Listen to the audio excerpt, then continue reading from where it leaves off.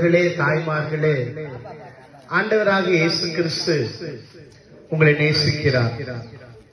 அவர் உங்களை நேசிக்கிறபடியினாலே தான் இன்றைக்கு உங்களை தேடி இயேசு வந்திருக்கிறார்.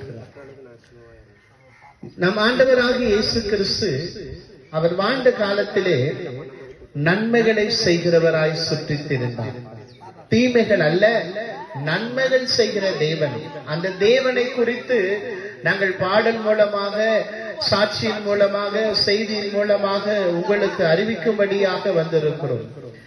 வேதத்திலே ஒரு வார்த்தை சொல்லப்படுகிறது, மனம் திரும்புங்கள், பரலோக ராஜ்யம் சமீபித்திருக்கிறது. பரலோகம் ஒன்று உண்டு, நரகம் ஒன்று உண்டு. பரலோகம் போக வேண்டும் என்றால் நாம் மனம் திரும்ப வேண்டும். மனம் திரும்பினால்தான் பரலோகத்திலே இடம் உண்டு. மனம் திரும்பாமல் அங்கே பரலோகம் என்று சொல்லப்படுகிற சொர்க்கத்திலே இடம் இல்லை. நாம் எப்படி வேண்டுமானாலும் வாழலாம், என்ன வேண்டுமானாலும் செய்யலாம், ஆனால் நமக்கு சொர்க்கத்திலே இடம் உண்டு என்பது கிடையாது. மனம் திரும்பினால்தான் அங்கே சொர்க்கம் என்று சொல்லப்படுகிற இடத்திலே நமக்கு இடம் உண்டு. இந்த வார்த்தையை கேட்டுக்கொண்டிருக்கிற அன்பு தேவ ஜனங்களே, மனம் திரும்புங்கள் என்று வேதம் சொல்லுகிறது. எதிலிருந்து நாம் மனம் திரும்ப வேண்டும்? பாவத்திலிருந்து மனம் திரும்ப வேண்டும், அக்கிரமத்திலிருந்து மனம் திரும்ப வேண்டும், பொல்லாத வழிகளிலிருந்து மனம் திரும்ப வேண்டும். நாம் மனம் திரும்பினால் அங்கே நமக்கு பரலோகத்திலே இடம் உண்டு.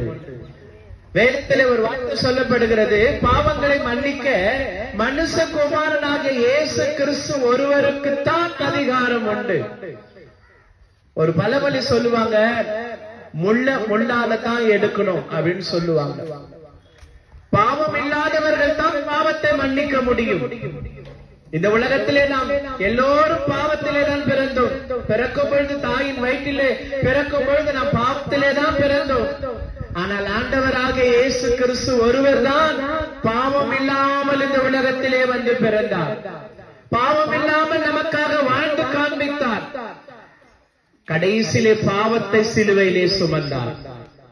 வேதம் சொல்லுகிறது, இதோ உலகத்தின் பாவங்களை சுமந்து தீர்க்கிற தேவ ஆட்டுக்குட்டி அவர் ஒருவரே. ஆண்டவராக இயேசு கிறிஸ்து இந்த பகுதியில் இருக்கிற ஒவ்வொரு ஜனங்களுக்காக சிலுவையிலே ரத்தம் சிந்திருக்கிறார். உங்கள் பாவங்களை மன்னிக்கும்படியாக, உங்கள் அக்கிரமங்களை மன்னிக்கும்படியாக, உங்களுடைய மீறுதல்களை மன்னிக்கும்படியாக அவர் ஒருவரே சிலுவையிலே விலைக்கிரயம் செய்திருக்கிறார். உன் பாவங்கள் மன்னிக்கப்படுவதற்கு குளத்திலோ ஏரியிலோ ஆற்றிலோ குளித்தால் உன் பாவம் மன்னிக்கப்படாது. வேத புத்தகத்திலே ஒரு வார்த்தை சொல்லுகிறது, இயேசு கிறிஸ்துவின் ரத்தம் சகல பாவங்களை நீக்கி உங்களை சுத்திகரிக்கும். தன் பாவங்களை மறைக்கிறவன் வாழ்வடைய மாட்டான், அவைகள் அறிக்கை செய்து விட்டு விடுகிறவன் இரக்கம் பெறுவான். நீ மனம் திரும்பினால் தான் பரலோகம், சொர்க்கம் என்று சொல்லப்படுகிற இடத்திலே உனக்கு இடம் உண்டு.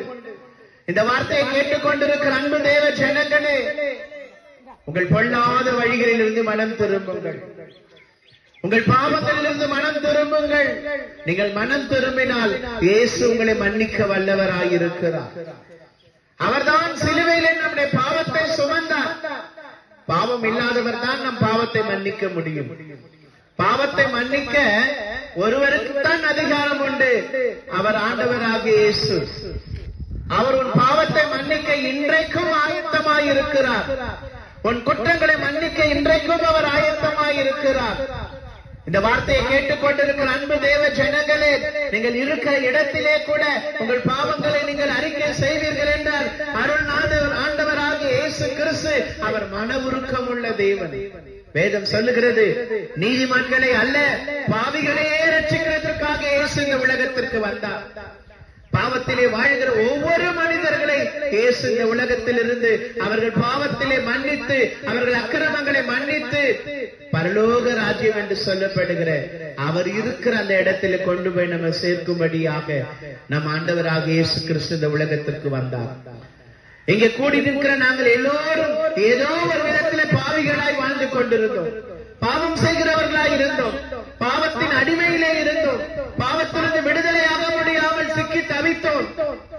ஆண்டவராக இயேசு கிறிஸ்துவை எங்களுக்கு ஒருவர் சொன்னார். இன்றைக்கு எப்படி நாங்கள் உங்களுக்கு சொல்லுகிறோமோ அது போல எங்களுக்கு ஒருவர் இயேசு கிறிஸ்து தான் பாவத்தை மன்னிக்கிறவர் என்று சொன்னார். எங்கள் பாவங்களை நாங்கள் அறிக்கையிட்டோம், எங்கள் பாவங்களை இயேசு மன்னித்தார். ஒரு வார்த்தை சொல்லப்படுகிறது, நாம் பெற்ற வையகம், நாம் பெற்ற இன்பம் பெருகை வையகம் என்று. நாங்கள் பெற்ற இந்த சமாதானத்தை, நாங்கள் பெற்ற இந்த விடுதலையை உங்களுக்கு சொல்லும்படியாக இந்த இடத்திலே நாங்கள் கூடி வந்திருக்கிறோம்.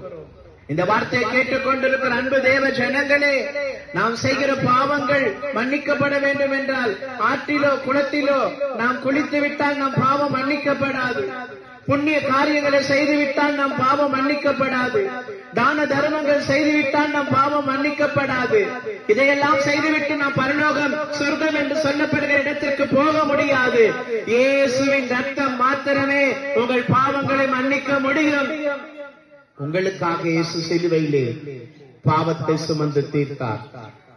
உங்கள் பாவங்களை மன்னிக்க இயேசு கிறிஸ்து ஒருவருக்கு மாத்திரமே அதிகாரம் உண்டு.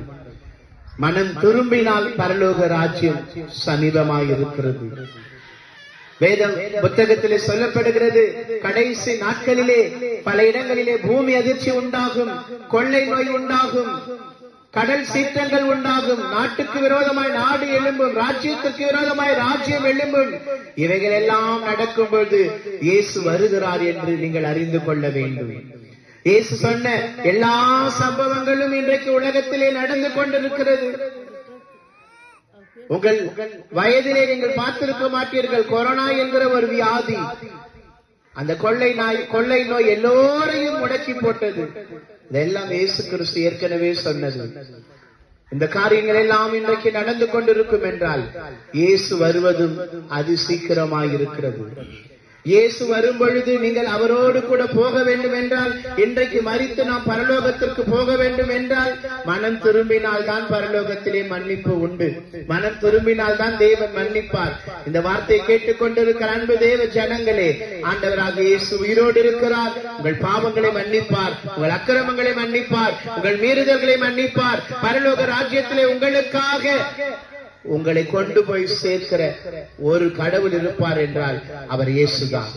வேதம் சொல்லுகிறது, நானே வழியும் சத்தியமும் ஜீவனுமாயிருக்கிறேன், என்னை அல்லாமல் ஒருவனும் பிதாவினிடத்தில் வரான். இயேசு இல்லாமல், அவருடைய வழியிலே கடந்து போகாமல், அவருடைய சத்தியத்தை அறியாமல் பரலோகத்திலே நமக்கு இடம் இல்லை. நீங்கள் பரலோகத்திலே போக வேண்டும் என்றால், சொர்க்கத்திற்கு போக வேண்டும் என்றால், உங்கள் பாவங்கள் மன்னிக்கப்பட வேண்டும் என்றால், உங்கள் அக்கிரமங்கள் மன்னிக்கப்பட வேண்டும் என்றால் இயேசு கிறிஸ்து ஒருவர் தான் இவைகள் எல்லாவற்றுக்கும் விலைக்கரையும் சிலுவையிலே செலுத்தியிருக்கிறார். அந்த இயேசுவை விசுவாசியுங்கள், அவரை நம்புங்கள், உங்களுக்கு அற்புதம் செய்வார், உங்களுக்கு விடுதலை கொடுப்பார். கர்த்தர் தாமே உங்களை ஆசீர்வதிப்பாராக.